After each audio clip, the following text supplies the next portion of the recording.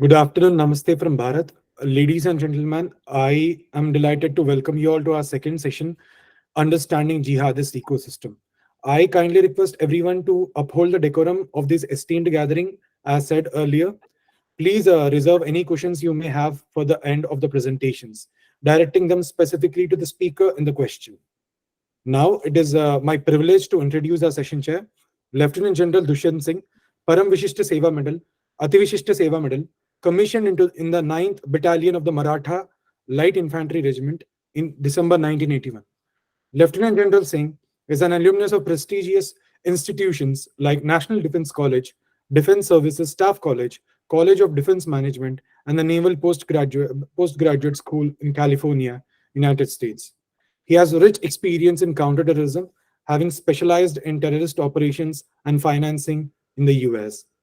Lieutenant General's illustrious career spans diverse terrains and theaters of operations, both in India as a military observer with the UN. He has been an instructor in human resource development at the College of Defense Management in Secunderabad and has commanded an infantry battalion, brigade, and division in Jammu and Kashmir. Notably, he has served twice in the elite National Security Guards as the Deputy Inspector General Operations and the Inspector General of the Operations. In his distinguished career, Lieutenant General Singh has also served as the Brigadier General Staff of the Corps in the East and as the Chief of Staff, Eastern Command. He commanded a corps and later headed the Army War College. His exemplary service has been recognized with prestigious Ati Vishishta Seva Medal and Param Vishishta Seva Medal. A prolific contributor to defense journals and newspapers. Lieutenant General Singh have authored chapters in book on counterterrorism and recently published Gray Zone Warfare Way Ahead of for India through USI. Over to you, sir. Thank you so much. Thank you. Thank you, Team Indic. And thanks, General Rajan, for having introduced me even before the session started. As you told, we are course mates and we share a lot of things in common. Today, we are, going into the second session, basically touching various aspects of jihadist ecosystem. We have a very distinguished panel, and we also have a very large panel. We have 4 speakers. I'll be introducing them all together subsequently after my opening remarks. First of all, I would like to state that the word the word jihadist ecosystem refers to a complex network of individuals, groups, ideologies, and online platforms that promote and support jihadist activities. I would simply say that it is like the fertilizer which allows the jihadists to grow in strength and size. Jihadism is a controversial and a multifaceted concept that has different interpretations within the Islamic community. In the context of jihadi ecosystem, it typically refers to advocacy or support for armed struggle, often with a focus on Islam.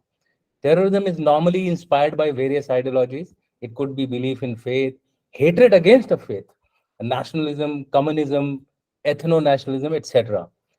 There is a social scientist by the name of David C. Rappert. I came across him during my stay in the United States of America, who had put forward a theory of 40-year cycle of ideology-based waves of terrorism. The broad grouping given by him were described in the form of waves of terrorism driven by a particular ideology. In the modern era, the first wave of terrorism was between 1880 to 1920, which was termed as anarchism. You can recall the French Revolution, Russian Revolution, etc. Followed by the second wave from 1920 to 1960, which was termed as anti-colonial, or I would say self-determination or nationalism. This is one of the ways which succeeded. Till then, most of these waves of terrorism had not succeeded against the legitimate authority which were prevailing during that time. So you saw a host of nations emerging based on the concept of Westphalian Treaty, nation state, which is what I'm referring to.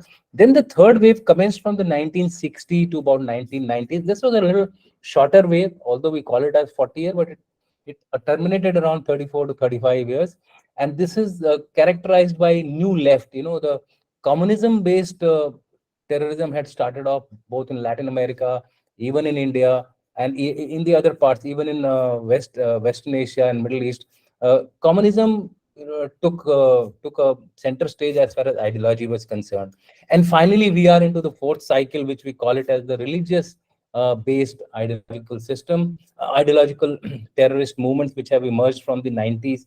Actually, I want to correct here to say that the seeds of religious based terrorism were sowed by the 1979 Iran revolution, because that gave that confidence in the people that we could survive, we could win against a legitimate authority by following this religious based terrorism. And from the 90s it became really hot. Today we are almost crossing the 40-year mark. So is the fourth cycle, which is characterized by faith based ideology, in particular Islamic Jihad, which began around the Iranian revolution, likely to go beyond the 40-year? What are the reasons for it? Is it very virulent strain of terrorism, that is why it is extending for so long? Or the ecosystem of Islamic Jihad terrorist and the highly technology based environment that is very conducive to its spread, which is prevalent as of now? It could also be that there exists a collaborative effort in promoting such violent movements between the terror groups, between crime networks, narcotics networks, etc. Or we could also infer that efforts to counter them are disjointed and need a collaborative approach by the counter-terror forces which are prevalent in various countries and also at the international level. The expanse of Islamic Jihad extends from Philippines right up to the Americas, and it includes all the land spaces which are there, which is South Asia, Southeast Asia, or Middle East, or for that matter, Europe.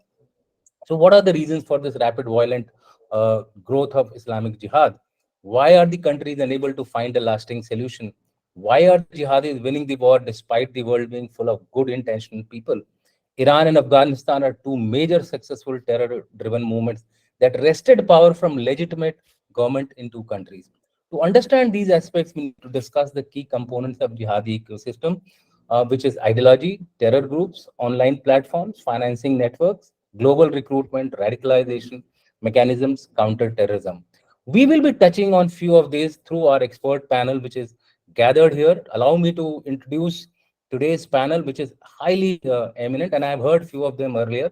Brigadier General Reservist Rami Efrati, ex-Israel Defense Forces. Welcome to the program. Dr. Dheeraj Parmesha Chaya from the University of Leicester, Professor Amy Petzer, University of Haifa, and Francisco Bergoglio Erico, founder and executive director of Monitoring Jihadism Projects. What I will do is I introduce all of you in one go, and then we'll call upon each one of you to speak on your respective topic. I'll first take on Francisco. He is the founder and the executive director of Monitoring Jihadism Project, ERCOR, which is the European Research Community on Radicalization and member of the European Expert Network on Terrorism Issues.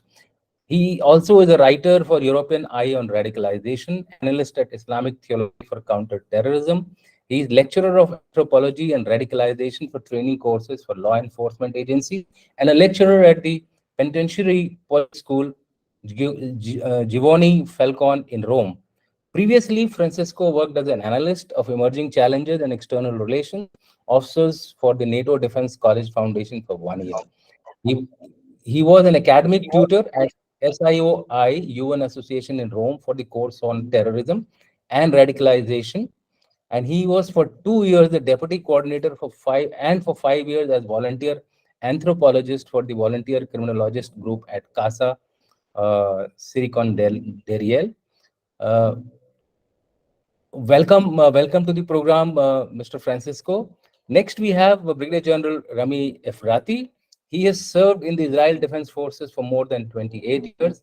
He commanded numerous prestigious operational and technological positions in military intelligence and received the Creative Thinking Award from the Director of Military Intelligence. He's an expert in cyber strategic methods and has many years of experience in anti-terrorism and intelligence technology. Mr. Efrati is one of the founding members and the former head of civilian division of the Israel National Cyber Bureau in Prime Minister's office. In this capacity, he brought multinational companies to open cyber R&D centers in Israel. He's currently involved in international level strategic projects for cyber security and innovation. I would also like to inform the audience and Mr. Efrati that in my book, which I have just recently published on gray zone warfare, Israel finds a full chapter on essentially focusing on the cyber and its other gray zone activities. Mr. Efrati is an associate in the International Institute for Counterterrorism at the Interdisciplinary Center, Herzliya, IDC, a place he shares his unique experience in cyber terror world. Welcome, Mr. Brigadier Efrati. The next speaker will be Dr. Dheeraj Parmesha Chhaya. Uh, Dr. Dheeraj is a lecturer in criminology at the School of Criminology, Sociology and Policing. He secured a PhD in intelligence studies from the University of Leicester for a study on the impact of India's intelligence culture on its strategic surprises. Dheeraj is the author of the book India's Intelligence, Culture and Strategic Surprises, Spying from South, which is the first academic work on India's foreign intelligence. Besides academic research, Dheeraj has been imparting training to Indian security forces in the fields of intelligence and national security. He is the author of Intelligence Training Manual of the Karnataka State Intelligence. A person with eminent credentials, Dheeraj's research interests lie in strategic intelligence and counterintelligence for national security, sub-state conflicts, and radicalization. And finally, we have Professor Amy Petzor, whom I've heard earlier also. Amy is a professor at the Leon H. Charney School of Marine Sciences at the University of Haifa, currently in this eye of the storm as far as the Gaza conflict goes. Since 2023, he serves as director of the Chaikin Chair for Geostrategy, the Ezri Center for Iran and Gulf States Research, the Vaidra Division for Shipping and Ports, and the Maritime Policy and Strategy Research Center. He also leads the MA program in National Security and Maritime Strategy. His research focuses over the last decade was understanding the international relation between technology and humans in modern warfare. Previously, he studied the Israeli radical right terrorism and counterterrorism.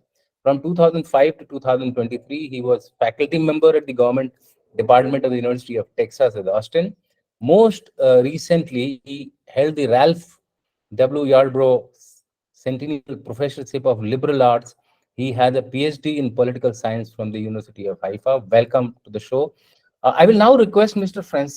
Francisco to speak on the evolution of radicalization and political Islam, case analysis of Italy and Europe. I'll request him to restrict his talk to about 20 to 25 minutes. We will take the questions at the end of all the four speakers. Over to you, Mr. Francisco. Thank you. Thank you very much. Can you hear me, right? Yes, perfectly fine. Yes. Go ahead. So thank you very much for the invitation to attend such a high-level conference with a very eminent speakers here. Thank you very much. And first of all, my speech today refers to 5 years of research on more than 15,000 pages of Italian judicial material from 1993 to the present day. Material that I have collected thanks to the cooperation of law enforcement agencies and public prosecutors' offices here in Italy. So I will today try to offer a cross-section that certainly has a historical perspective, but I would say also a Western perspective, as what is happening or happened in Italy is similar to other European countries and context. This mass of information has allowed me to divide 30 years of jihadism in Italy into 3 different periods, which reflect quite clearly the evolution of jihadism in the Western world. In fact, for each period, there are major differences, both operationally and ideologically, that are found in other countries, European countries in the Western world. So the first period covers the years 1993 to 2006. And in my research, this period includes the analysis of 225 cases of investigated or charged people convicted for related crime, for terrorist-related crimes or for terrorism. And in this time cycle, there are at least 6 points that I must emphasize.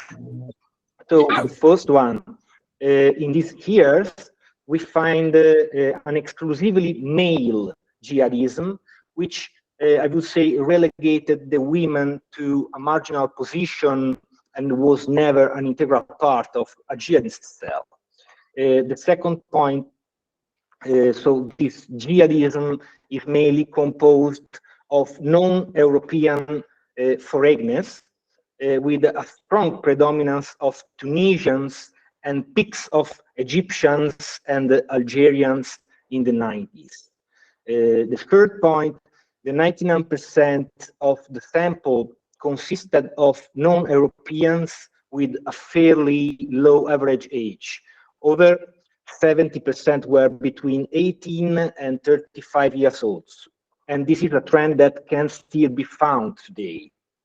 The fourth point, 99% of the sample consisted of non-Europeans with a fairly low, the fifth point, interesting is the data on where these subjects were radicalized. So the country of radicalization, I would say. The majority were radicalized in their country of origin, but I would say the 30% were radicalized in Italy, mainly by hanging out with friends and relatives who had already been radicalized, or through very specific mosques, such as one in Viale Jenner in Milano, which was even considered by United States to be the Al-Qaeda base in Europe. Here I would like to highlight a brief but important anecdote. For some time, this mosque in Viale Jenner in Milano was led by Anwar Shaban, that was an important member of the Egyptian Jamaat al-Islamiyah and the founder of the Mujahideen Brigade in Bosnia. So this mosque for many years was an hub for international jihadism, and from that mosque many people travel to Afghanistan, to Bosnia, to Iraq, to Chechnya, so in many war zones. The sixth point and last point, it is important to emphasize that main terrorist groups operating in this period are the Algerian GIA and then the Algerian Salafist group for preaching and combat.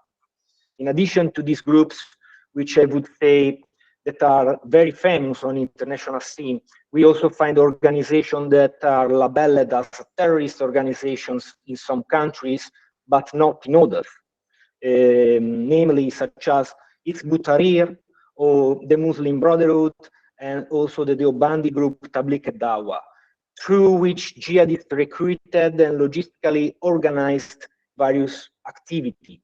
Specifically, it can be found in the documentation that Hizb ut-Tahrir and Muslim Brotherhood were organizations taken as an example by militants active in Italy, as they provided a model to be inspired by, both ideologically and operationally. In particular, the level of secrecy of these organizations was taken as a model by jihadist cells. Regarding the Tabligh al-Dawah, it is interesting to note that several individuals use Tabligh cycles in southern Italy to organize the smuggling of illegal immigrants to Italy that came from Africa, North Africa countries. Instead, in more recent years, several people have moved on from Tabligh before turning to jihadism. Therefore, it is clear that these Islamist organizations have been and still are so-called gateway organization, by using an expression of Quintan Viktorovich, namely organization of transition. So from a radical vision of Islam to a violent Islamist and sometimes jihadist vision. Moving on, the second period on which I will dwell a little, we find 106 people investigated from 2007 to 2011. In this period, we see the emergence of certain characteristics that will be peculiar to today's jihadism. So on the one hand, we find the exponential increase in the use of internet to support illegal activities and to support recruitment. And on the other hand, we see the increase of women involved in jihadist investigations, especially Italian women converts to Islam. Secondly, I would like to emphasize that the trend that saw Italy as a logistical base for the supply of forged identity documents and passports, some of which I would highlight were found in Peshawar. So the Italy as a logistical base is coming to an end in this period. However, today we found cases, but small cases, where people have provided documents to terrorists, such as the case of Turko Arsimekov, for example, a Chechen that lived near Milano, who was part of a network that allegedly provided documents to at least 20 foreign fighters, and also tried to provide a document to the Vienna terrorist attacker.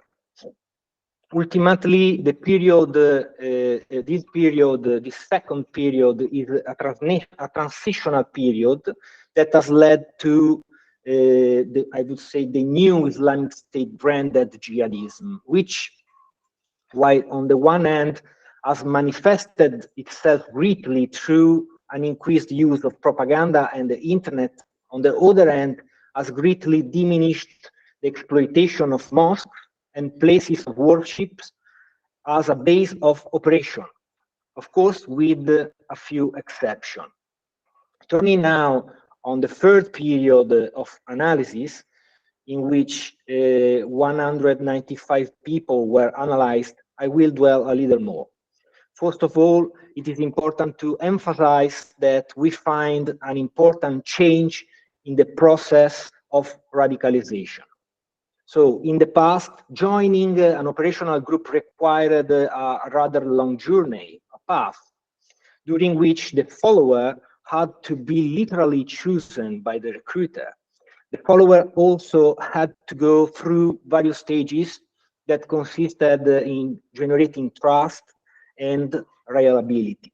In fact, before the indoctrination process in the mosque, it was necessary for the follower to have performed some, I would say, with an anthropological expression, rites of passage. So it could take up to 2 years to enter into the activity of a terrorist cell in the past, and this is precisely what has changed since around 2010. So the judicial documentation I have collected, which concern, I repeat, Italian cases, but which may well be an expression of Western jihadism, show that from 2010 onwards, the radicalization processes have become increasingly shorter and sometimes solitary. In fact, in the most recent cases, we find people, young people, who have self-radicalized in a few months in their room in front of a personal computer. For example, a minor with the Italian citizenship, but with the I don't remember the country, maybe from Cameroon, originally from Cameroon, was arrested a couple of months ago because he had planned arson attacks in forest areas near Bergamo in the north of Italy. And this boy had no contact with physical persons, people, but only with the online sphere of jihadism. Therefore, this is certainly an important change. You know, today one only has to swear an oath to the self-styled caliph, the Bahia, and this is done, you know, and then it is done. And this rapid process is very difficult to intercept, and is one of the biggest challenges facing the counterterrorism services here. Another important aspect of this period is the increase in the number of people who grew up in Europe and become radicalized here in Europe.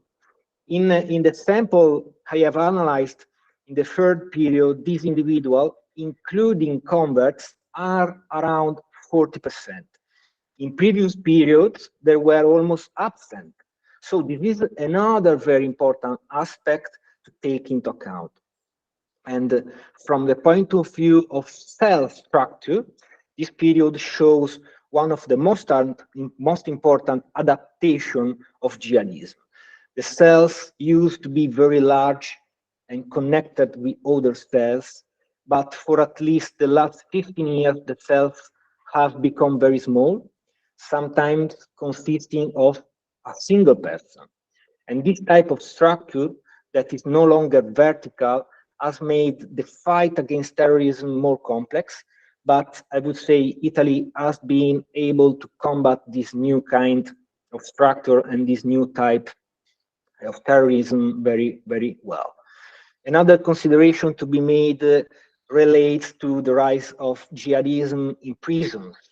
Now, it is fair to say that this phenomenon was already present in the 90s, but you know, in the last 10 years, it has become much larger and more worrying. Specifically, in Italy, there are about 50 people in prison who have been convicted of terrorism. But these are not the people of concern, but rather those imprisoned for common crimes that can be radicalized or are radicalized. And there are about, you know, maybe 500 people, such people in Italian prisons, and it is a complex number to manage. In other European countries, however, these people are many more. I think France, I think England, I think Spain. And one of the problems that the authorities of some European countries will have to face is precisely the release of these people, as well as their management in prison. To conclude, I would like to mention a few considerations that represent the challenges facing European counterterrorism apparatuses. So the first is inherent to the gender issue.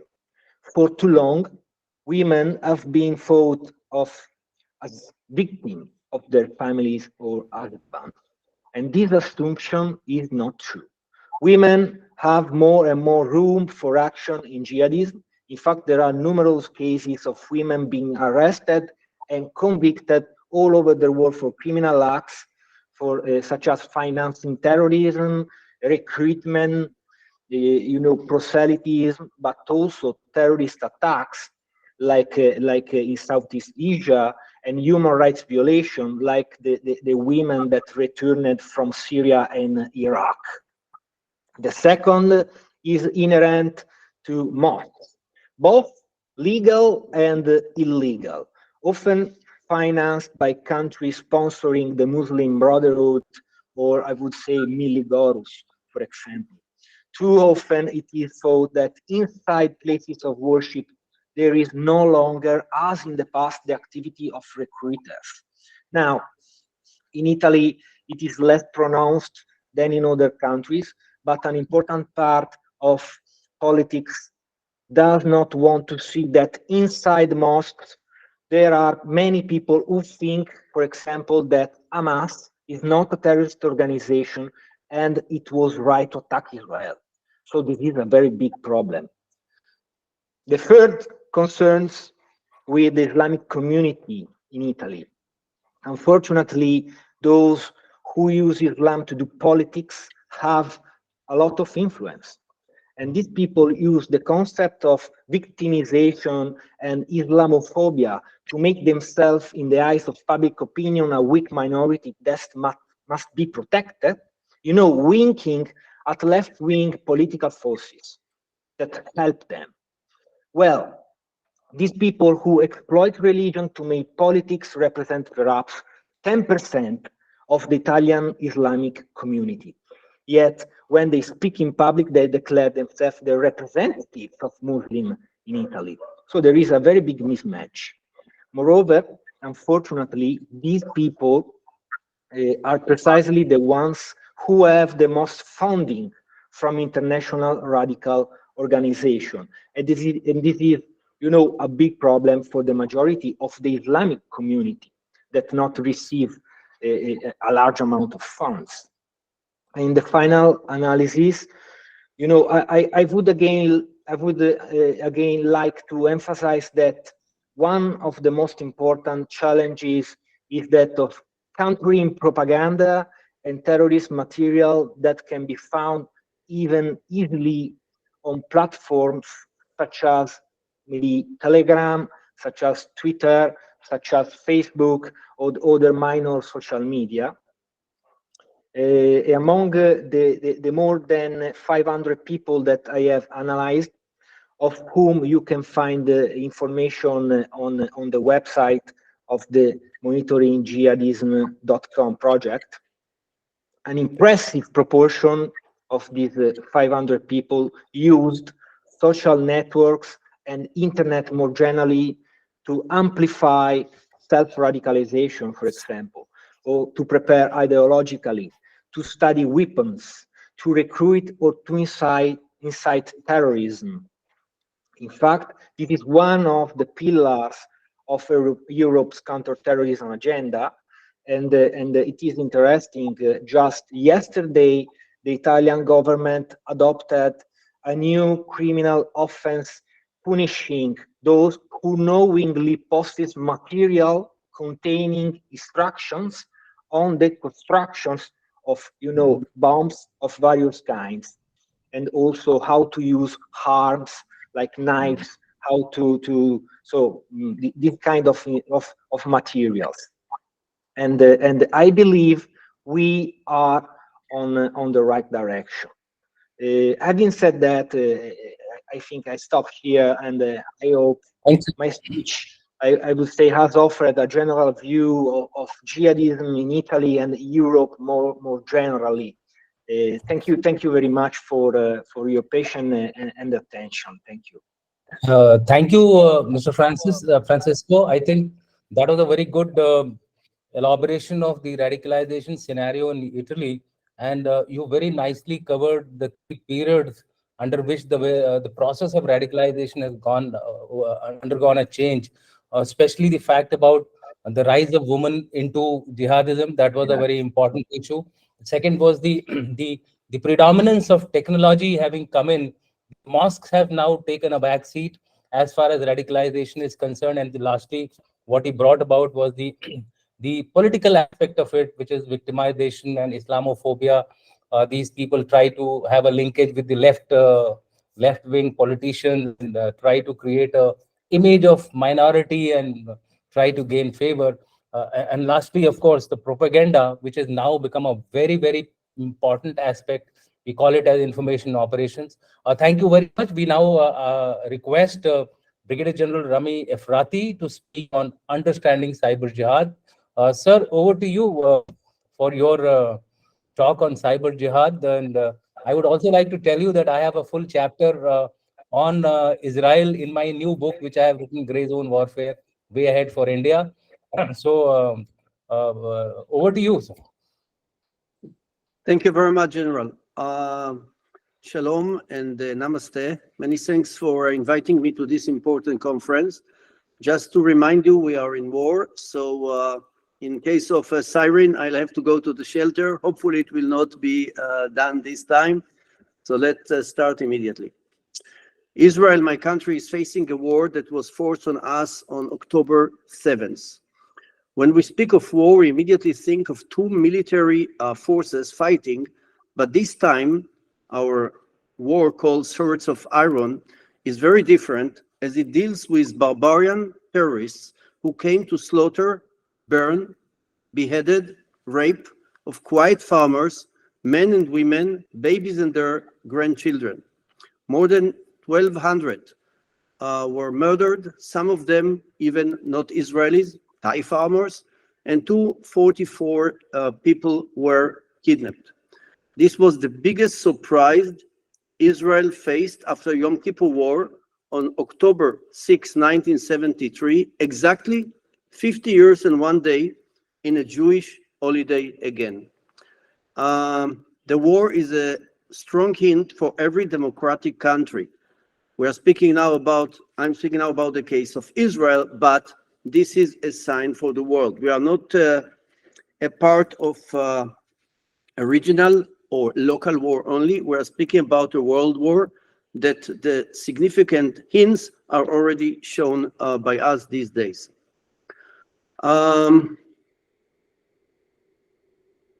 While speaking about cyber jihad, let me just remind you that we are still fighting and we are still in war. My subject for today is cyber jihad, combating virtual terrorism. I will focus today on the cognitive warfare, which can be also identified as the picture of victory, which became a big issue. These words are very important while speaking of the asymmetric confrontation. General, it was mentioned before by the other speaker that we are speaking about terrorist organization. No, in our case, we are speaking about terrorist military organization. It is really based on the whole echelon that we are used to know from our military. Cyber jihad, let me start by saying what does it mean, cyber jihad, as it is described in all the dictionaries. Cyber jihad is a term coined to loosely describe Islamic extremist terrorists' use of the internet as a communication, fundraising, recruitment, training, and the planning tool in their battles against the enemy. We have to understand that an effective cognitive war, and we are speaking about an effective cognitive war, is significant even to shorten the war. We started to fight with barbarian terrorists who came to us not with cyber, not with electronic warfare, not with any other sophisticated tools, although they are having it. They came with hammers, they came with axes, they came with knives. But don't underestimate them. They have a full military capabilities. When we are speaking about intelligence, usually we are speaking about early warnings. So cyber was not a part of this time. I'm not sure that there is a concept of cyber early warning, but in this case we didn't have it. Although cyber attacks are a daily attacks on Israel by many countries and many organizations and others. So we cannot look at any significant cyber early warning, at least at this time, but we have to think about it while I will conclude whatever I'm going to say. If you are looking at what the Hamas terrorist was saying, they say, we would like to raise the case of the Palestinians to the whole world.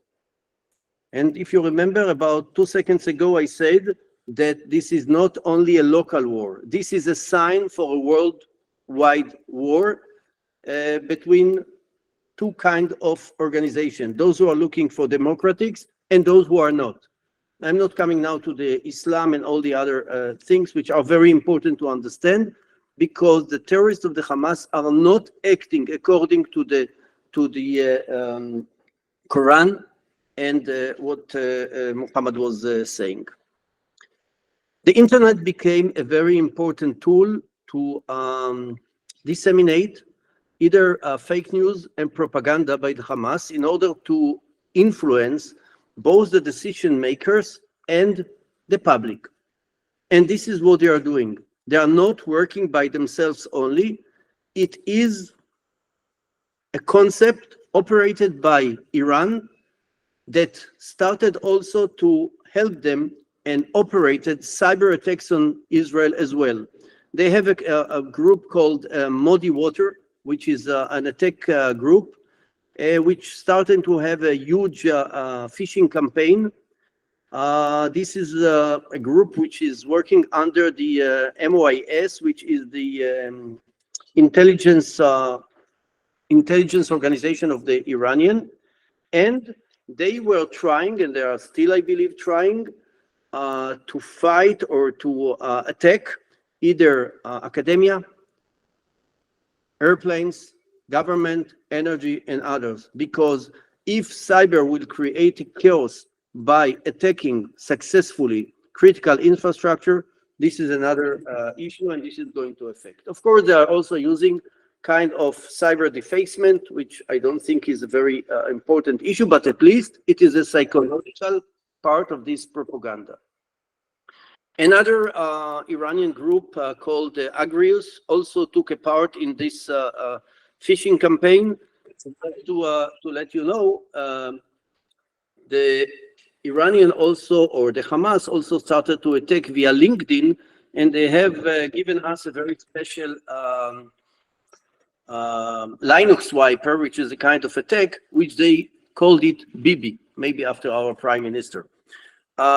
Remember that today, a use of the most sophisticated cyber attacks tools became very, very simple because of the lack of this information that was done by Snowden and others. And today, not only in the darknet or in the deep web, you're able to find this kind of tools.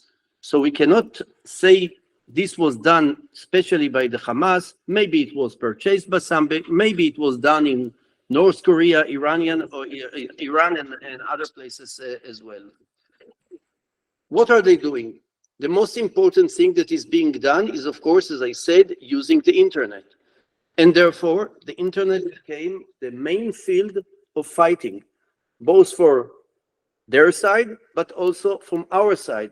Because when there is a propaganda in Israel, and I spoke about the picture of victory, we have also to make sure that this propaganda will not affect badly our people. And remember, we have more than 1,200 people dying, and we have more than 244 people, including children, which were kidnapped by the Hamas, which means they became a kind of weapon against us.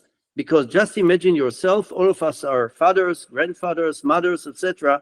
Just imagine yourself a 9-year-old baby without his mother or father, like in a prison, with nobody next to him that he knows. What is he going to do? And this became a very important tool by the Hamas, and this is going to be again and again used against us.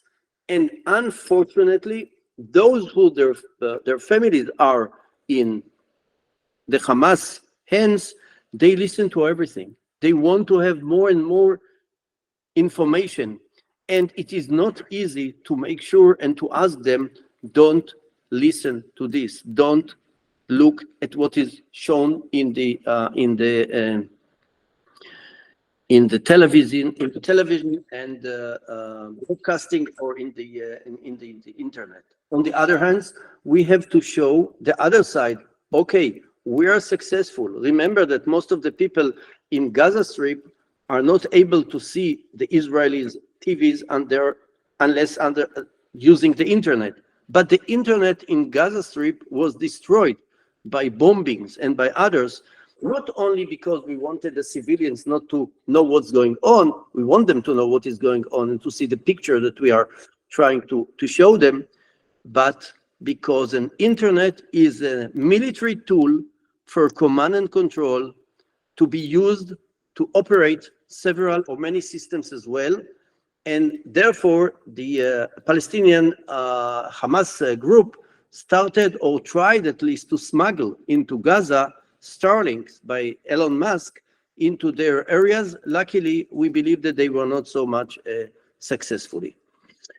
I just speak a little bit about this kind of psychology done by the Hamas group. You remember that when they took bodies, when they took people, they took also their mobile phones. So they started even to call people and to say, this is Mr. This and this, I have your daughter with me, she is alive, or she's wounded, etc., etc., in order to make the people worry. And in order for our government to change their mind and do things in another way. This is what we usually used to call cyber terrorism. Cyber terrorism is a way to affect the government to change their policy according to the other side's will, and this is also being done as well. Of course, during all the time, cyber attacks on Israel were continuing. Luckily, the country is well protected. I wouldn't say 100%. And today, all the community of the cybersecurity people are working hands by hands together in order to make sure that at least those prioritized system or critical infrastructure will not be damaged. Remember that when we are speaking today about the internet, we are speaking about AI, and AI is taking a very important role in both sides, both in our side to try and identify what is going on with our civilians kept by the Hamas. And we are using all kinds of technology. We are using face recognition. We are using many others. I'm not going to speak about all the things that is being done. And remember that when they kidnapped these people, there were a lot of cameras all over the kibbutz and all over the other places, so we can identify what really happened. And this created, I'm not going to speak about it very long, but just I'm going to mention it. This created a privacy issue because the government has decided, and it was, I don't say it is by law, but at least for 2 months or 3 months, the government has decided that we will look at privacy, but in another way. We will be able to get into the cameras. We will be able to look at every information, including biometric, in order to identify what is going on with the people. Just to give you an idea, many of the peoples, and I'm sorry to speak about it, were burned. The only things that we found were ashes. How can we identify these people? And according to Judaism, of course, we have to make sure that whenever we tell the family to sit a Shiva after their beloved one, it has to be done in the right way. That's why it is also taking us a long time. So in order to really understand what happened, we have to look at all the security cameras. We have to look at the biometric files, which usually it is not allowed to do by the government, let's say police, internal security, and others. So it became a big issue, but I don't think anybody is going to say today, don't use it. Those privacy organizations will say, just stop it when we are going back to work. In order to identify what's going on, we have a lot, as you know, in Israel, many startups and many high-tech companies. Everybody was joining to start and find any information in order to give it to those who are dealing both in the military intelligence, in the police investigation, etc., every important part that we can do. And it is a big operation. Hundreds and maybe thousands of people are dealing with it in order to shorten the time that we will be able to say exactly who is taking a part, who was kidnapped, who is dying, and etc., etc. So the issue of the cyber is not only by looking into the phones, trying to secure, be aware of attacks that are coming on us, but it is also to use all the internet or all the new facilities done for communications and others in order to find all the relevant. At the same time, and this is a big issue, and I will conclude with this as well later, is fake news. How do you deal with fake news? How do you know what is fake news? How can you identify that whatever you are seeing just now when you see a prisoner by the Hamas talking to you, it is really him who is talking? And when you get a picture, does it mean that it is really being done and it is real? It is a big, big, big issue. We need also to influence from our side, but we need to be very careful. And fake news is a very big issue. And of course, also the question, who is dealing? Who is responsible to deal with fake news in the government level? In Israel, it is quite clear.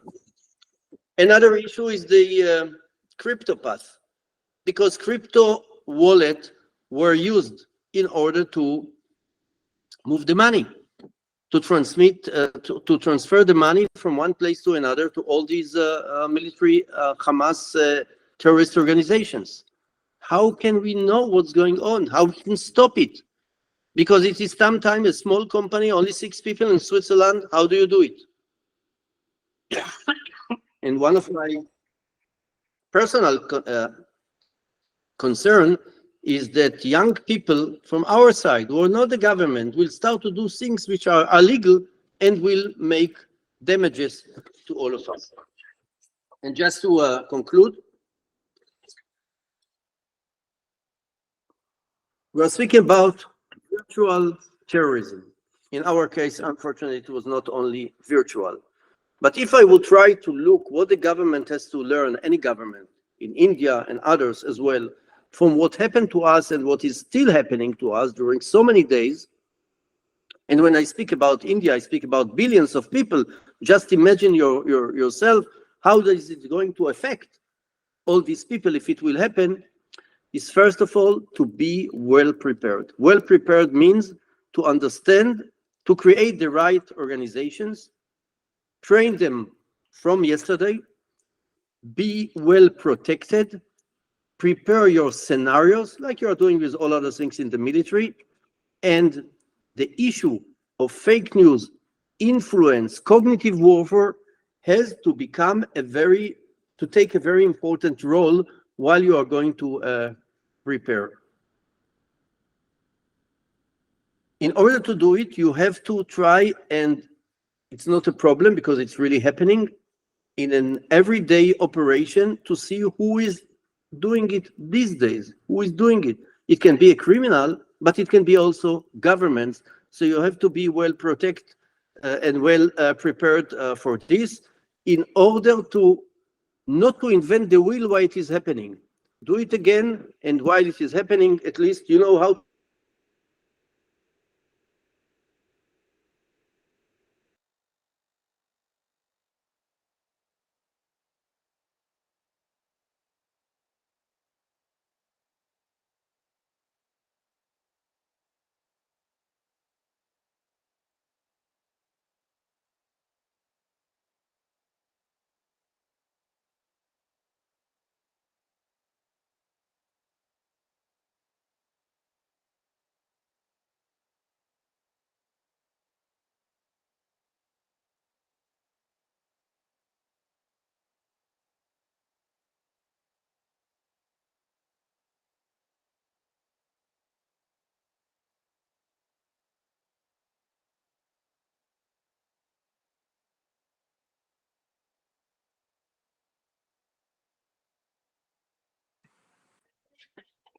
Sorry, everything is okay. Just had a problem with my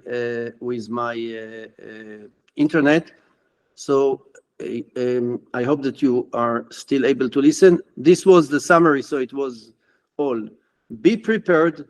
Make sure that you have your awareness ready, and prepare a culture of awareness and preparations. Thank you very much.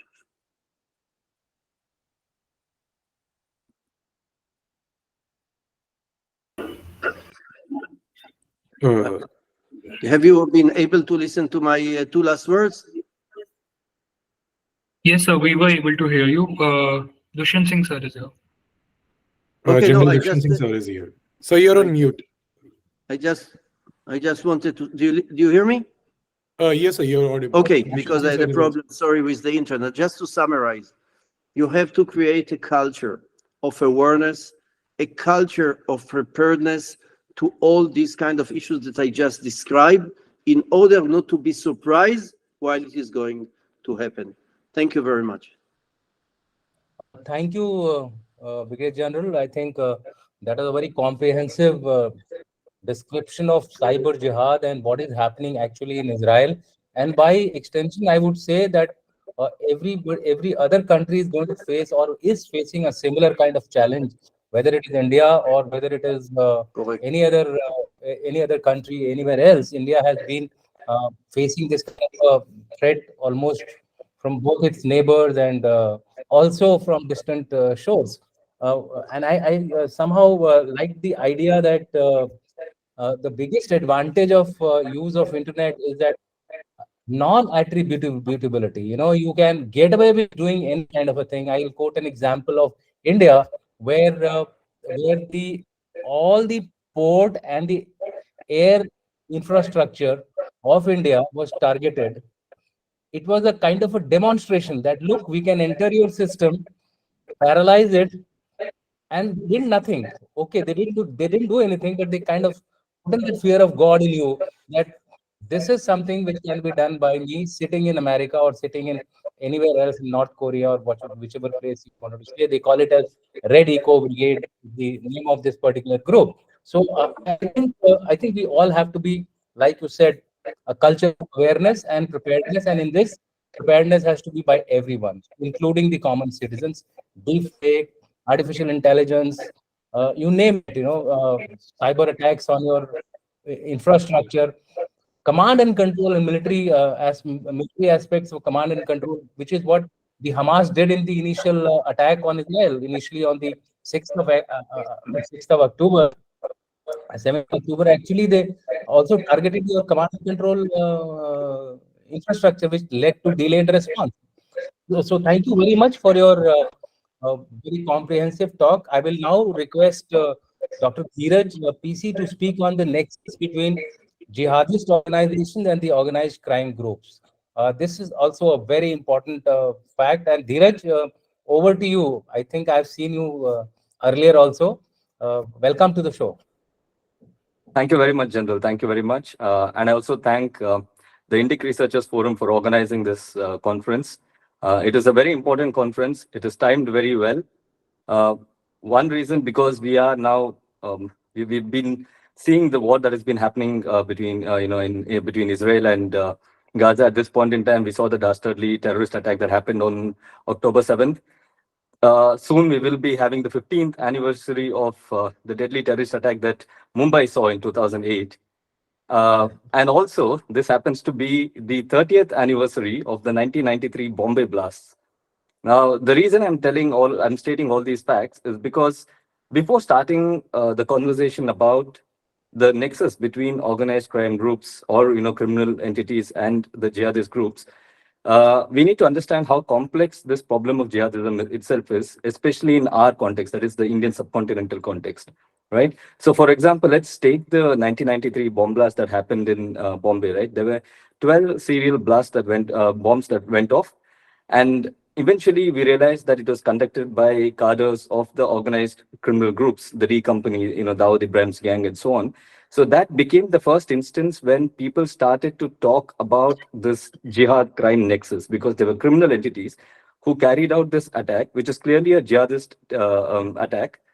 But the biggest challenge in terms of regarding this as a jihadist attack is that there was no organization to take credit for that attack after that, right? Because it was not carried out by a non-state actor. It was not carried out by a jihadist organization, right? Instead, what we had was, it was a state actor, meaning that it was the world's first legitimately created Islamic state that had carried out this particular attack. It was its intelligence agencies which was responsible for orchestrating this attack.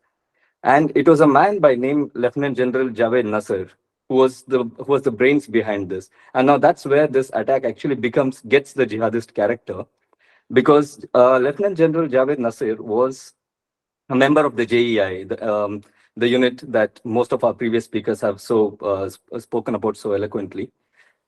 Now, what he does after retirement is he joins an organization called Tablighi Jamaat, and eventually, this is another complexity that we need to address here, is that he goes on to become the chairman of a group called the Sikh SGPC, that's the Sikh Gurudwara Prabandhak Committee, right? The Sikhs have nothing to do with jihadism, yet they found an alliance of convenience because both stand for the disintegration, disunity, and the breakup of India. Right. So when you're talking about the jihadist threat, right, the subcontinental jihadist threat is far more complex. It is not just a nexus between organizations that we can regard as jihadist organizations. It is not just a nexus between those organizations and organized criminal groups, but it is a triangular nexus between organized criminal groups, jihadist organizations, and state actors who exude this character of jihadism in one way or the other. So this is a complexity that we need to bear in mind, because I'll revisit this and it will help us make better sense of the problem that other nation states are facing in terms of tackling the menace challenge posed by the crime terror nexus.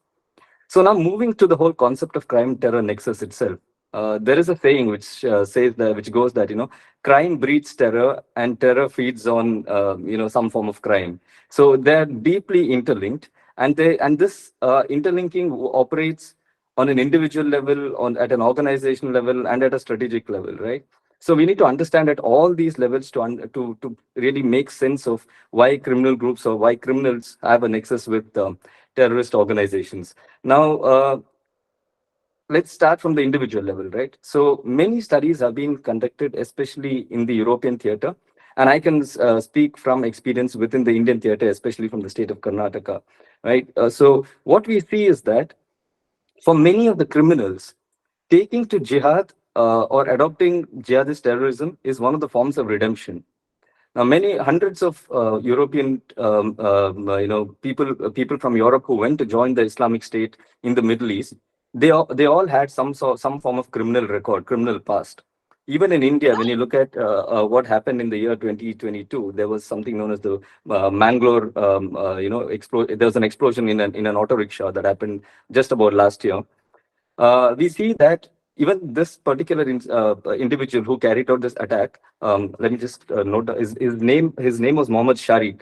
So even this individual, he had a criminal past. He was initially in a prison where he was radicalized, and many of these individuals, what they say is that this carrying out jihadist form of terrorism or sacrificing themselves for this jihadist cause is a form of redemption from their past criminal activities, right? So this is something that we need to remember, because some of them also go on to become terrorist leaders, right? Most of us have this sort of misconception that an Ayman al-Zawahiri or Anwar al-Awlaki, most of these terrorist leaders that we talk of, Al-Qaeda leaders and so on, they come from well-to-do families. They are really rich.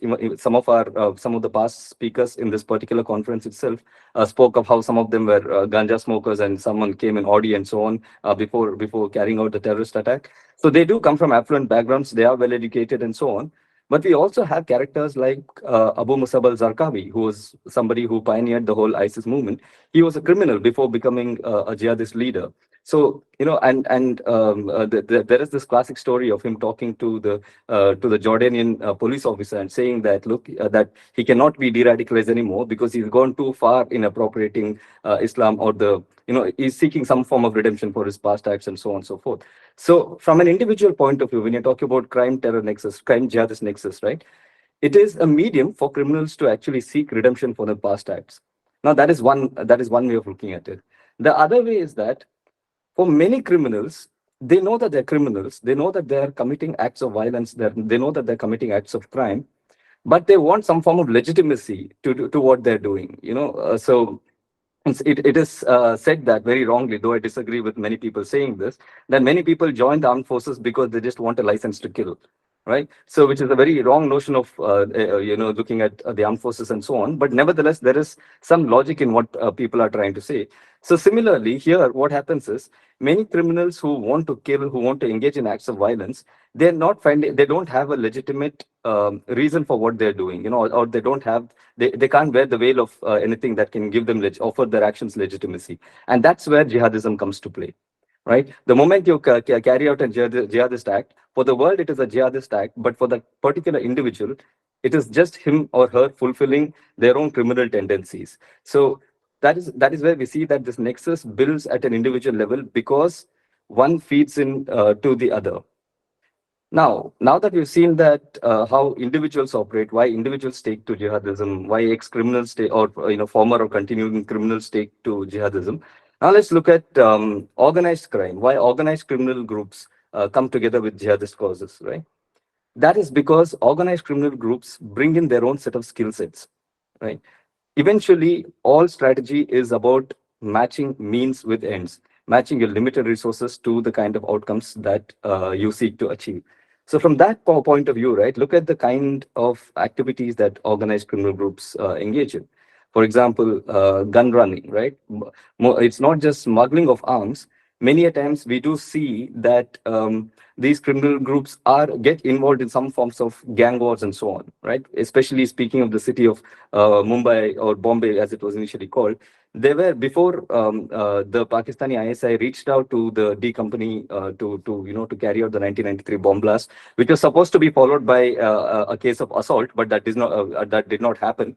But nevertheless, that is because there was pre-existing experience of these cadres getting involved in gang wars, these cadres engaging with the police in shootouts and so on. So they bring in two things. One, a certain degree of skill set, that is to engage with the police, to engage with the security forces. And second is a kind of readiness, right? Wherever the readiness to take action is missing, right? It takes a lot of energies of the leadership to motivate the cadres to conduct certain actions. But if the readiness and willingness is always there, it is a lot more easier on the part of the jihadist organizations.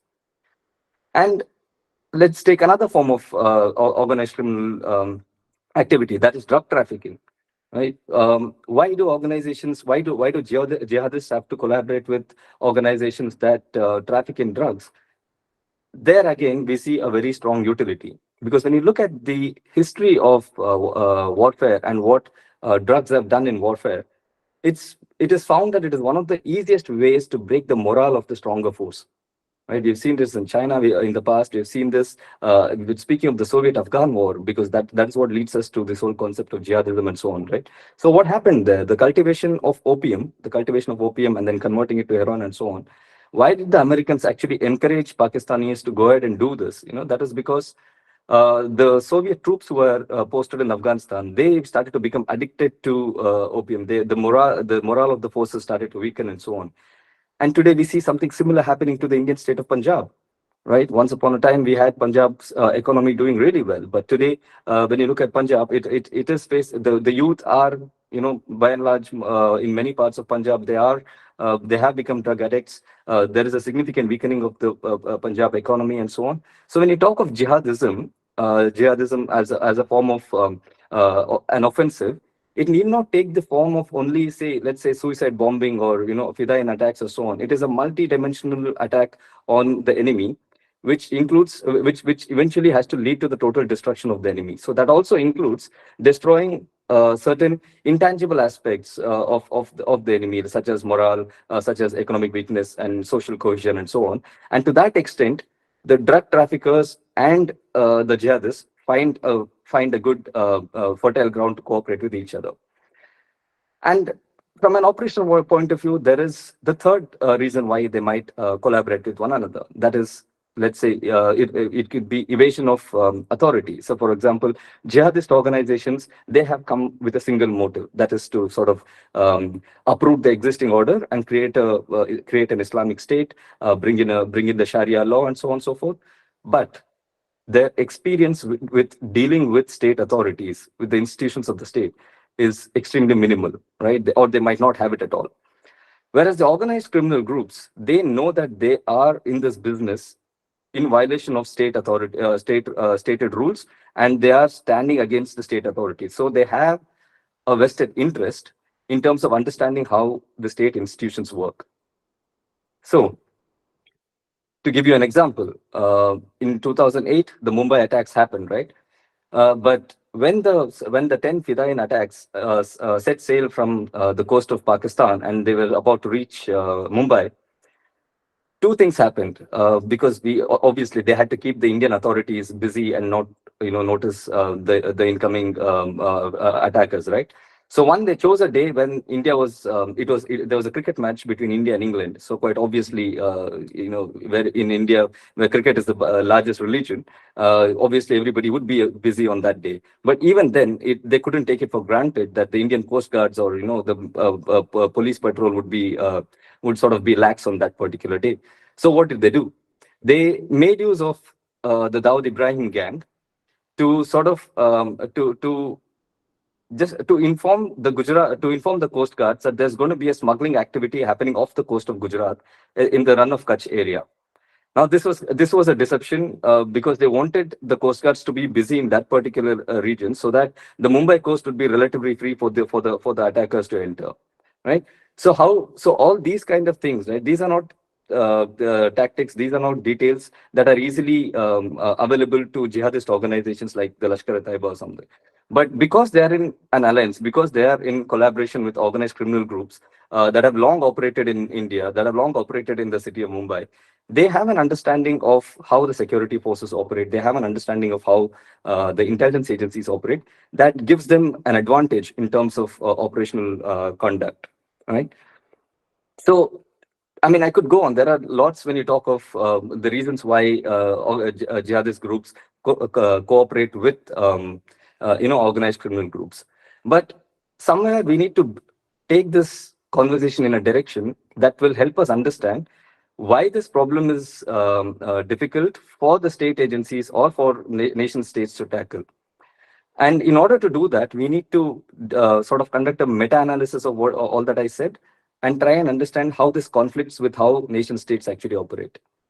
Now, when you look at organized crime and terrorism, right, one of the biggest international organizations that looks at this is the United Nations Office on Drugs and Crime. I'm not saying that they do a fantastic job in terms of fighting this crime, but at least as far as providing data and in terms of informing scholars about this challenge, they have done quite a fantastic job.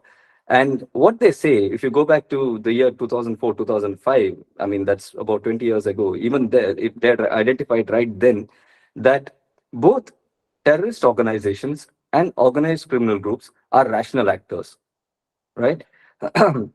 We generally reserve these terms such as rational actors and so on for nation states, for people who don't get into these kind of activities, right? I mean, there is a tendency for people to dismiss terrorists as some form of lunatics, some form of irrational people. But the UNODC clearly says that organized criminal groups and terrorist organizations are rational actors. They are clearly rational actors. Then what is the problem? Where does the problem lie? And in my understanding, I see that it is actually a clash of rationality between between the kind of rationality that the organized criminal groups and jihadists exude and the kind of rationality that state actors actually exude. So when you look at everything that I mentioned so far about the nexus between organized criminal groups and jihadists, right? The kind of rationality that they sort of portray is what we could call in the Weberian language as pragmatic rationality, right? And because why do they do that? Because pragmatism gives you a certain sense of flexibility and adaptability. So whereas the security forces, nation states, are built on a very different kind of rationality, what we can call as theoretical or formal rationality, where there is a certain abstract about, let's say, abstract things like national interest, abstract things like bureaucratic interest or organizational interest. And most nation states and most organizations are their operational methods, their operating systems are built on this abstract notion. So what happens is, while the pragmatic rationality gives the organized criminal groups and terrorist organizations the much needed flexibility and adaptability, nation states and their intelligence and security agency bureaucracies are operating on a formal rationality that builds not adaptability but obstructionism. Now I know this it got a bit loaded with jargon, so I'll use a real life example to sort of help you all understand how this operates. From an operational point of view, here is the example. When the 2008 Mumbai attacks happened, before the attacks happened, the Lashkar-e-Taiba wanted to conduct a surveillance and reconnaissance of some of the key targets that they would likely attack. And in order to do it, they sent out a person who was an American. His name was he's today famously known as David Headley, but his former name was Daud Gilani. The Lashkar-e-Taiba chose him because he was an American, and he could easily evade the detection by Indian security agencies, because an American going around clicking pictures in the city of Mumbai would not generally gather much of an attention from the security forces. But here's the complexity, right? Why? Because David Headley, he was caught in Denmark in 2009. And the moment he was caught in Denmark, he revealed that he was an informer of the US Drug Enforcement Agency, DEA, right?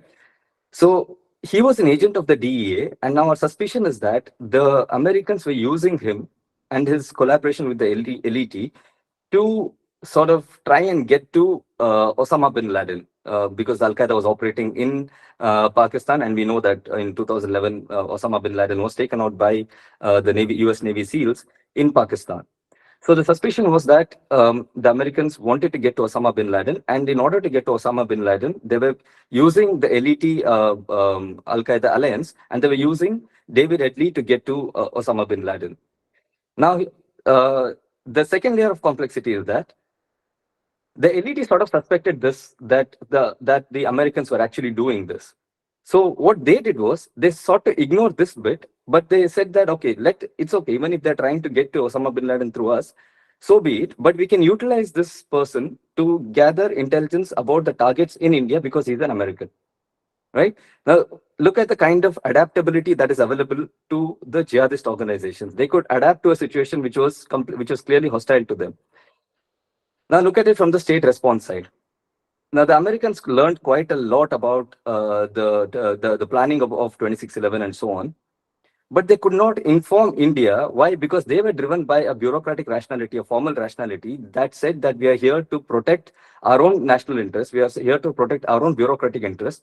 So from our security point of view, we can't reveal our source. So we will limit what we can share with India, right? So on the one hand, you had the Lashkar-e-Taiba use somebody who was clearly a threat to their organization in a flexible manner, whereas the United States intelligence agencies and the United States government could not use David Headley to the extent that they could stop the 2611 attack from happening. So operationally, you see that the two different rationalities that are operating on the terrorist side and the organized criminal side, and the rationality that is operating on the nation state side, they are bound to clash, and one is going to be the victor over the other. Now, this example was from an operational point of view, right?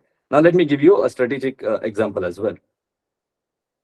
Go back to the example of 1993, where I was saying that Lieutenant General Javed Nasir, who was the ISI's, who 2 days after the blast was made the DG of the ISI, and later on he became the chairman of the SGPC as well. Today, we quite clearly know that the Khalistan movement itself is comprised of criminals of all kinds, right?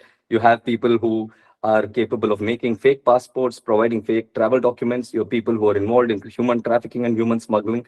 You have people who are involved in gang running, gun running and so on. You have people based out of Canada and United States who are calling the shots and ordering hits in India. So there is a deep nexus between Khalistani terrorists and their own, criminal elements. But at the same time, this Khalistani movement, Khalistani terrorism is not an independent movement by itself, right? We have time and again, we have seen that they are in nexus with jihadist organizations like the Lashkar-e-Taiba and Jaish-e-Mohammed. We have also had former SGPC chairmen who are Sikhs speak favorably about Hafiz Saeed or, and other leaders of the jihadist movements. So you see, even though there is a fundamental difference between Sikhism and Islamism, there is a fundamental difference between the two religions and their respective goals. They are able to come together and operate as one unit. And that's how the Pakistani state also, the ISI came up with this plan known as Plan K2M, that is Kashmir, Khalistan, and the Muslim militancy. This triangular threat has to operate in a fashion that leads to the breakup of India. So that is the kind of strategic coalition that are being built, irrespective of what their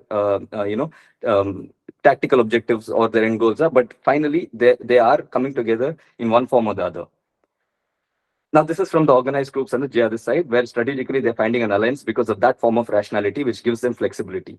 But look at what is happening at the level of nation states. The United States is unwilling to believe that this is form of the Khalistani movement, the Khalistani terrorism is connected to the larger aspect of jihadism in the subcontinent. They're seeing it as a standalone threat, which is connected to something that they call as freedom of speech violation. So undermining of democracy and so on and so forth. So both the United States and Canada are now unwilling or incapable of taking action against this. Why? Because they are operating under a very different kind of rationality. And that rationality is determined by, their own national interest. That rationality is determined by their own sense of abstract notions of democracy, abstract notions of free speech, abstract notions of human rights, and so on, right? So that is where both operationally and strategically, we see that there is a clash of rationality that operates on the side of organized criminal groups and terrorists, and the rationality that operates on the side of nation states. Finally, going forward, speaking of flexibility and adaptability, right? I I have worked with the Karnataka State Police quite extensively in the recent past, and so we have observed, and this is also something that one of the previous speakers in the last session spoke about how jihadism and terrorism is changing its face in India. It's no more taking the form of mass suicidal attacks and so on, but it is coming in the form of riots. Right, it's coming in the form of riots. Where, for example, in 2020, we noticed that in 2020, the city of Bangalore, there was something known as the Bangalore riots, where two police stations in Bangalore were attacked by a mob of Muslims after there was a Facebook post made that was sort of critical or mocking the Holy Prophet. So when this happened, there was an attack on the two police stations. But when we try to investigate and see how this attack could actually happen, how did the mobilization actually happen, we found that there were WhatsApp groups that were in operation, like one of and under very innocuous names, right? And one of, like, for example, one of the group was called "My Kai Kadmo Ke Niche Jannat," right? Like, that is, the heavens are under my fist and feet, which has nothing to do with say Islamic Jihad or anything. But when investigations were conducted, and when we saw the kind of conversations that had happened within those chat rooms and so on, we realized groups and so on, we realized that that's where large scale mobilization happened. And this was possible because many of these individuals, right, they had, they were petty criminals, so again, when we're looking at it from the lens of the flexible rationality, right, pragmatic rationality, they could be used to carry out. I mean, they would not probably lend themselves to mass casualty terrorism, but in terms of pelting stones, attacking police stations in a mass mob where you could easily evade arrests and so on, they would be more than willing to do it. Right now, but on the other hand, you have the police forces, not only in the state of Karnataka, but elsewhere across India. The rationality that guides the police is that make sure that you don't record too many cases. Why? Because eventually you don't want to show it to the world that within your own jurisdiction there is so much of crime. So many of the petty crimes don't get registered. Now, when we look at crime-terror nexus, right, the mistake that we make is that we always look at the nexus between these grand organized crime groups like the D Company and so on, which is indeed a problem. But from a purely operational point of view, you don't really need to collaborate with such deadly organized crime groups. All you need to do is collaborate with 3 or 4 petty criminals, and together you can come and carry out an attack, right? So in order to stop that, we need the security agencies to register as many cases as possible, because at the first indication that somebody is getting radicalized, he or she can be picked up on any of the particular crimes that they are they have criminal cases against them. This is important because I'll give you an example of what happened in 2022 when the Mangaluru blast had happened. When the Mangaluru the blast happened in the auto rickshaw, right? He was radicalized in a prison in a place called Belgaum in North Karnataka. And the guy who radicalized him was a member of the elite. And what this member of the elite did was he wanted certain cadres, and he wanted certain people who he could radicalize. So he picked a bunch of them, but he needed a space where they could be radicalized. Now, they all had to be put in one place. So how do you put them all in one place? Because in prisons, you have this particular candidate who was caught in terrorism in high security detail, whereas others are in less security detail. So a riot broke out in the prison, and then they all had to be moved to a place where they could all, be put together, because now they were all high security risks. So once they all got together, that's where the radicalization and so on happened. And once they came out, they had their own networks where they could talk to each other. They could, share their skills and so on, which led to, firstly, a stabbing spree in 2022 in a place called Shimoga on the day of Independence Day and so on. So the point that I'm making here is this radicalization that happened in the prison, it happened, one, because criminals knew how the prison systems operated, that they could cause a riot and get themselves moved to one place, which is the existing knowledge that we are talking about at the start of somewhere at the start of my presentation. Eventually, when it came to the conduct of the act, right, One was that these are all petty criminals. They were not massive gangsters who carried out the attacks. And second, why were they outside? Why were they released? They were released because many of the crimes, many of the petty crimes are not, either not recorded, or the weakness in the judicial system is such that they can easily get out of the prison in no time. Like I literally saw one. I was going through the documents in one of the registered cases on terrorism in Bangalore, and the defending lawyer, advocate who was who was trying to defend the actions committed by those suspects. In one instance, he goes on to say that merely gathering and accumulating, explosive material does not constitute as an act of terrorism. And surprisingly, that is how it is. Simply because you have certain material that can be used for any forms of terrorism, that is not a criminal act. So what happens is that both the Indian security forces and the Indian judiciary, they're fighting with at least one hand tied behind their back, right? So finally, I'll just conclude by saying that on the one hand, you have a rationality of adaptability, which takes into consideration every factor where they can operate. On the other hand, you have a rationality of a formal rationality, which is inherently obstructionist, right? Finally, I'll just make one quick point before I conclude, because this is important. Because when we're talking about and this is because when you look at crime terror nexus, right? You look at Afghanistan and Pakistan, you'll see that there is a massive poppy cultivation. So there are certain tribes who are involved in that form of cultivation. You look at Israel, the problem is, again, many people talk about the Bedouin tribes that are around Israel. They have their own livelihood problems and so on. You talk of Nigeria, Northwest Nigeria, you have banditry, which is in coalition with Boko Haram and so on. So the point here is that when there are economic weaknesses, when there are problems, social problems, it allows the jihadist organizations and organized crime groups to a fertile ground for recruitment. And that is something that nation states need to remember, because what is happening now is, again, going back to the formal rationality, right? What the United States thinks now is that if we can cut down poppy cultivation in Afghanistan, that will immediately put a halt or obstruct the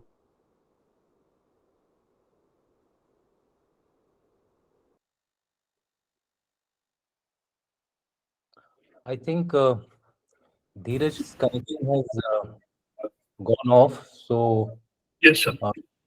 so what we will Yeah. do is, yeah, Sir, I Dheeraj, think Dheeraj sir has joined from different ID. Yeah, just sorry. Am I audible now?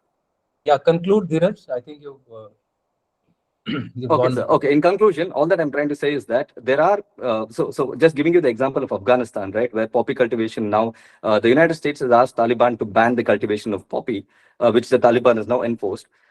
With no other options, now the farmers are moving towards crystal meth and so on, which are, again, deadly forms of drugs. And so the point being that nation states have a responsibility in terms of presenting economic and social development opportunities to people, so that we can deny one of the key resources on which jihadist organizations and organized crime groups rely, that is people, right? So with that, I'll end my presentation by saying that we need to have a clear understanding of these two kinds of rationality that are operating.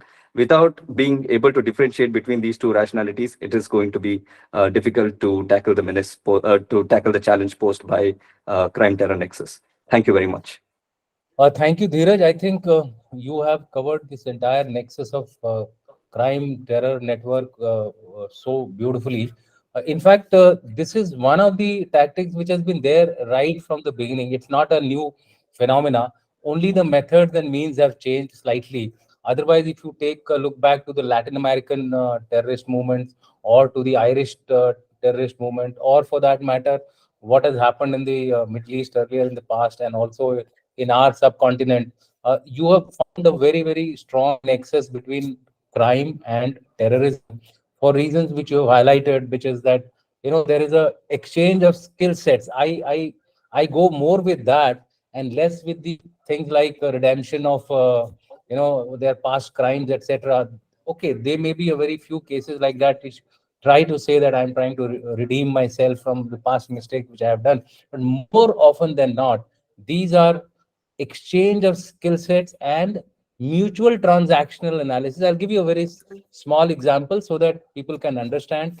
All of you are aware of the Pathankot air base attack. I happen to have conducted the counter operations of that. The people who were involved in crossing over from Pakistan to this place used a established smuggling network, which used to be a common running pattern between Pakistan and India, of drugs to Punjab via the Jammu state. In one of those similar movements, they actually infiltrated the terrorists. So the state machinery or people who are involved in it probably thought it is one of those regular smuggling activities which is going on. So people are not that I would say aware of it, or the intelligence was overlooked. Subsequently, of course, we got a very strong and a confirmed intelligence, and we were able to take a countermeasure for that. What I'm trying to say is the exchange of skill sets, which is very important. Same thing you would see in Mumbai, and same thing you will also see in the examples which you have quoted. Ultimately, it is that, and Yes. I always call it as the fertilizer for the terrorists to grow. And the reverse also, what the terrorists do is they provide security in the gun running. If there is a gun running taking place, let's say from Yunnan, which is the illegal market on the Chinese side, coming on to our northeastern states, then there are groups which actually assure them of that security against the state forces which may try to interfere with them. So something like that. Other points as well, well taken, and a well said talk by you. And I suppose researchers will be benefited by it. I now request Professor Ami Petzor to speak on suicide bombing and jihadist groups, a subject which is also very close to me. I call it as the divine weapon, which kind of has no answer to how to counter it. Israel found an answer. I would expect you to just highlight on that, because I have written a few articles on this particular issue. Over to you, Professor Ami Petzor. Well, thank you very much. Thank you for having me in this distinguished forum and for the great lectures that you guys delivered so far. I'll try to take a step back and then reflect on what we've seen over the last 22 years in the research on terrorism and suicide terrorism in particular, and try to see where it fits into the current situation in Israel and Gaza, and the extent to which terrorism has transformed and changed its nature.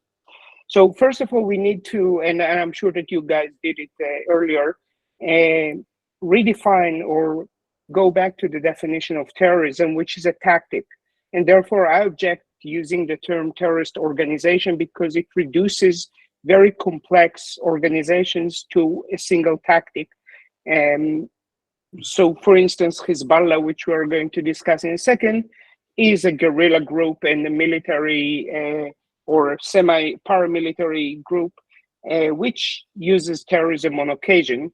And it's important to remember, terrorism is a tactic aimed at terrorizing masses of people through media by inflicting pain or inflicting the threat of pain on a relatively small number of people. The media and the terrorists are intertwined in their need to deliver the message. And the end goal of terrorism, as defined in the literature, is to create an atmosphere that would push policymakers to change their agendas. And when we think about suicide terrorism, indeed, it became a very successful way of creating an atmosphere of terror and fear. And initially, when it first appeared in the 1980s in Lebanon, it was associated with the Iranian Revolutionary Guards and with the Hezbollah. And just the other day, last Saturday, I think, when Hassan Nasrallah gave his second speech, he made a reference to the fact that he actually complained about the effectiveness of Israel's UAVs, which are taking out his anti-tank units as soon as they appear and try to launch an ATGM at an Israeli target. And he said in Arabic that basically they every attempt to use these weapons, the missiles, becomes a suicide mission.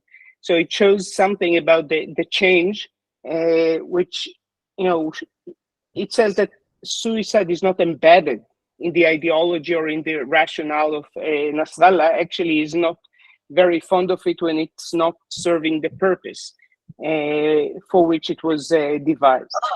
And indeed, initially, we thought of suicide attacks in terms of culture, religion, most notably Shiites in Lebanon and elsewhere. But in the 1990s, it spilled over to Hamas, and then Sunni groups started using suicide attacks. In the Israeli context, of course, it was common in other places around the world at the time. But the most important event, and in the context of research on terrorism, was the 9/11 attacks, because this was the epitome of terrorism in the spectacular manner in which the attack took place and the impact that it had on the American people, and the change in policies, not necessarily in line with what Osama bin Laden was expecting, but of the United States. Moreover, it made money much more available for the study of terrorism, and many scholars from different disciplines entered the scene. Someone earlier referred to David Rappaport, who was one of the pioneers in the study of terrorism, and there were a few others. But following 9/11 and the injection of money into the scene, many other scholars entered the field, and rather than clarifying what we are dealing with, they muddied the water. And today, 20 years later, we know less about terrorism, and we have to deal with much more literature that I would argue is obsolete and sometimes misleading. The most important questions that people tried to understand or tried to answer initially were, what are the causes? And please keep in mind that in the United States, trying to tie religion or culture to a violent phenomenon is something that was, even back then, very unpopular. And immediately, scholars who came up with explanations, like Bob Pape, who studied air power, used their theories from military studies to explaining suicide campaigns. And he labeled his seminal article on the topic, "The Strategic Logic of Suicide Terrorism." Now, the definition of terrorism was a little bit fuzzy at the time, and so was the data. But what happened is that these arguments were very influential. They were politically correct, they were clear, they were monocausal. They offered one independent variable that encapsulates everything, and they were extremely popular and catchy. And they corresponded with the literature in economics. Another prominent scholar, the late Alan Kruger from Princeton University, who wrote about what makes a terrorist, didn't even use a sample of terrorists to do his econometric study of the phenomena. He used public opinion polls. Nonetheless, his findings are the most cited in the literature today when we are describing the makeup and the motivations of terrorists. And the reason that I'm complaining about it is that those are very elegant, very eloquent explanations, but they are just wrong or insufficient. Reality, life is far more complex. When we think about suicide terrorism, we saw it happening more often after 9/11, during the wars, excuse me, in Afghanistan and Iraq. But then again, we saw the emergence of beheadings, which became for a second something very ominous and caught the attention of the media. Now think about Abu Mus'ab al-Zarqawi, who was the thug who became the head of Al-Qaeda in Iraq, and with his demise gave the foundation for the establishment of Daesh. I think that he was a pivotal figure, and we should follow the trajectory of what he set in motion back in the early 2000s. Because think about the war in Syria and Iraq. No one, as far as I can recall, studied Daesh before the summer of 2014. It was a non-entity. It was a group that fought the Americans and fought the Syrian forces in those voids that were created during the Arab Spring.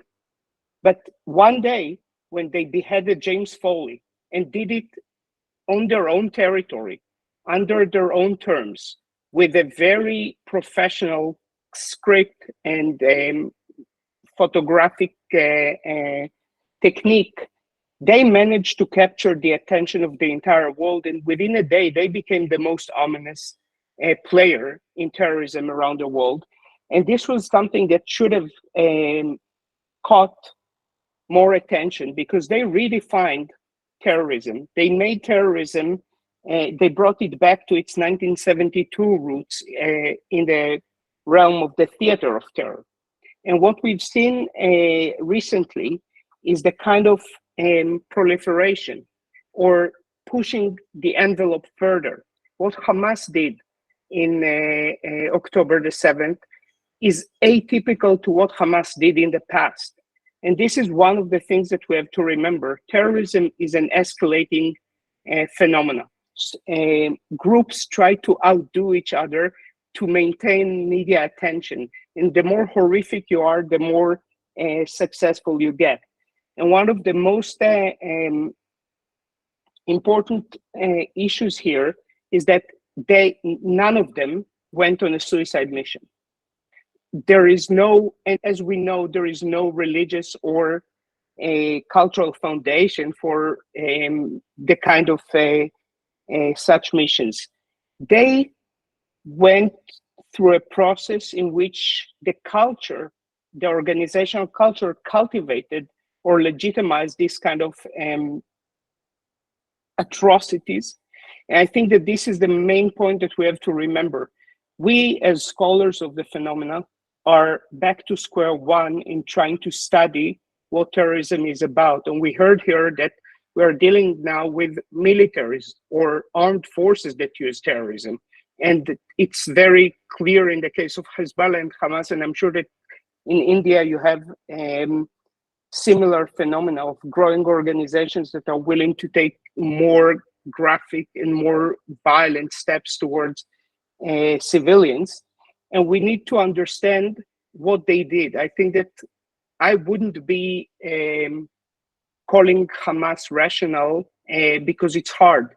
I would call them tactically sophisticated.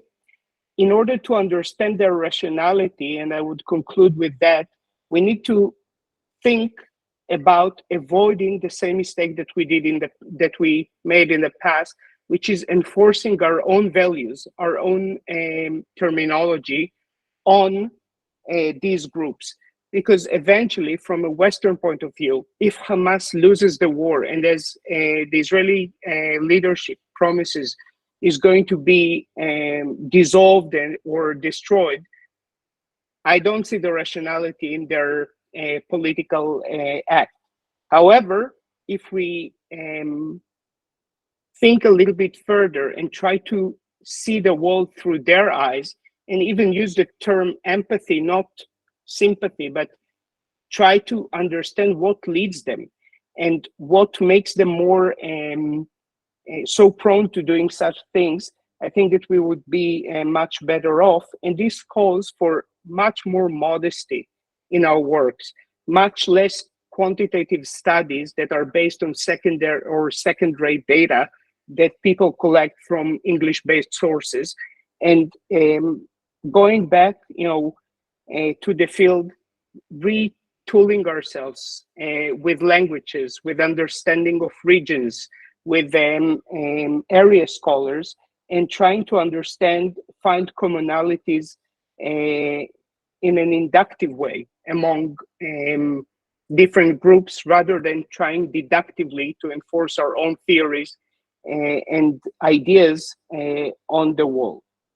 So I'll conclude with that and just ask my hopefully I'm the only professor here, so I can ask myself to be humble and to be less confident when I write articles and they offer you guys policy conclusions or policy recommendations. Thank you.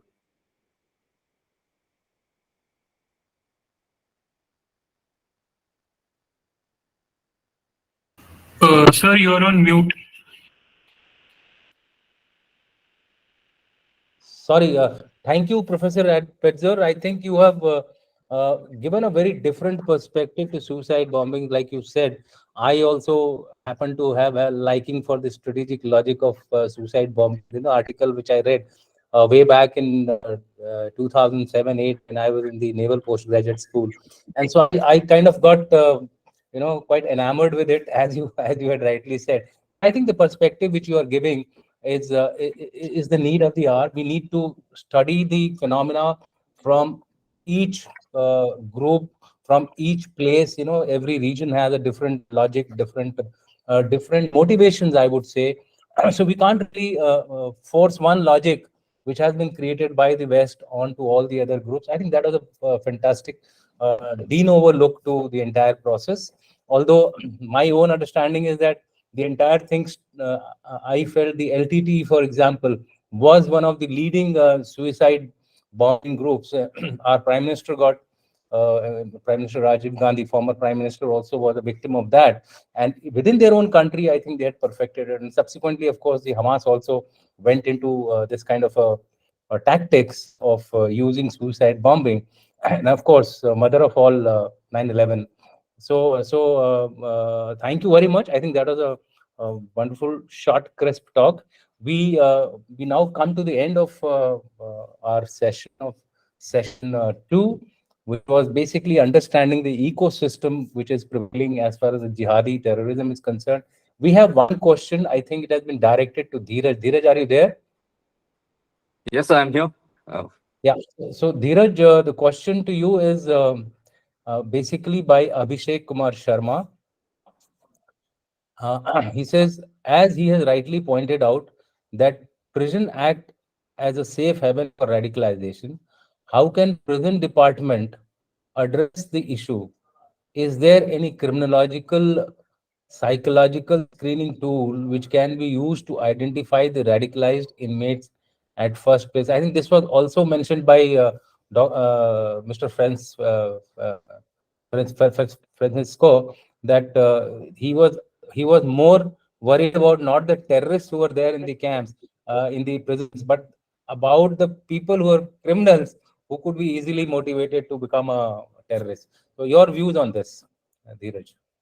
Thank you, Abhishek, for that question. But unfortunately, there are no straight answers because one thing is that that's where when I started speaking about how individuals who are criminals use jihadism as a means of carrying out the criminal activity, right? So these guys get into prisons and then they get radicalized, right? Once they get radicalized, they have an incentive to show it to the security forces, to show it to the public they've actually reformed, which the counter effect of that is that surveillance on them, the kind of information that needs to be gathered on them reduces significantly. So they maintain a kind of, if you can use the military term, radio silence for a very long time. They show it to the world that they have reformed. Only then eventually they end up acting. Now the problem here is that the Indian state is ridiculously under-resourced when it comes to police, when it comes to police forces, when it comes to intelligence agencies. So it is impossible to monitor each and every one of them. And that is from an organizational point of view. And second, from the point of view of de-radicalization itself, there are no theories which can clearly, the world has grappled with this problem of radicalization and de-radicalization for a very long time now.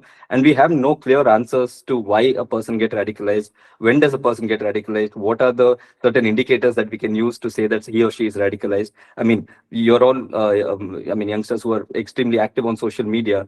Some of the handles, the kind of things that they write, right? You might get, you get a feeling that tomorrow this guy is going to go blow up himself. But in all probabilities, he's not going to do anything at all. Because he does not have that wherewithal and he does not have the capacity to do something like that. So what happens in prisons are the prison authorities are only they are again bureaucracies of their own. So they have certain set objectives, that is to maintain the prisons, to ensure that there is no violence in the prison, the prisoners are maintain order and so on. And to that extent they monitor them, and to that extent they keep them in certain silos, the manner of incarceration and so on. But beyond that, monitoring them to actually for the purposes of de-radicalization is something that will levy a huge toll on the prison authorities, which they're not ready for. So unfortunately, we don't have any direct answers or direct solutions to the problem. Thank you, Dheeraj. I think I would have also probably covered it in the similar manner, because because these things, as you have highlighted, there are no straight answers. But definitely, we need to have a little more reform in our police systems, because our police to people ratio is very, very less. In fact, it is one of the lowest in the world. And also, specialized people are not there to that extent. They're not that qualified, who can do all these tests which Abhishek is talking about. There are some professors who have been actually floating this idea of using instruments, etc., going to the prison, trying to see as to who all are being radicalized or can be radicalized or have the potential to get radicalized. I was in the RRU, so we were having a discussion on this, but nothing conclusive came about it. With that, thank you very much to all our panel speakers, Mr. Francisco, Brigadier General Erfati, and then Dheeraj, and of course Professor Petzor, for having given a wonderful discourse on this ecosystem of jihad. I will not recount everybody's points, because that will take our session to beyond 5 o'clock. We have tried to cut down on the the past sessions thing. Just to summarize in one paragraph, which I want to add here, in all the key components of uh, of jihadi ecosystem, it's my personal view, because I am kind of wedded to this argument that ideology is the most important aspect of the jihadi ecosystem. Why I say so? I say so because ideology bundles everything into it. It motivates, it recruits, it also provides solution to the person who's the potential for radicalization, who has to join this. What I'm trying to say is that the ideology itself gives you the solution as well. So when somebody is hearing the ideology, he says, "Oh, this is a place which is telling me the reasons for our problems. It is also giving me the motivation to join them, and it is also saying what is the solution." And a very important aspect of the solution. The rest of the things also matter. The rest of the ecosystem is there to keep it going and keep it going forward. With that, thank you very much to all our eminent speakers and the guests who are and the participants who are listening to this particular session. Thank you very much. Jai Hind, Jai Bharat. Over to you, Yashas. Thank you. Thank you, sir. As we bring this insightful session to a close, I would like to extend my deepest gratitude to Lieutenant General Dushyant Singh, sir, for his exceptional chairmanship, and to all our esteemed panelists for their thought-provoking presentation and discussions. Your expertise and profound insights into the understanding of jihadist ecosystem have not only enlightened us, but also provided us a deeper perspective on this complex and critical issue. The knowledge shared today will undoubtedly contribute to our ongoing efforts to understand and address the challenge in this area. Thank you so much.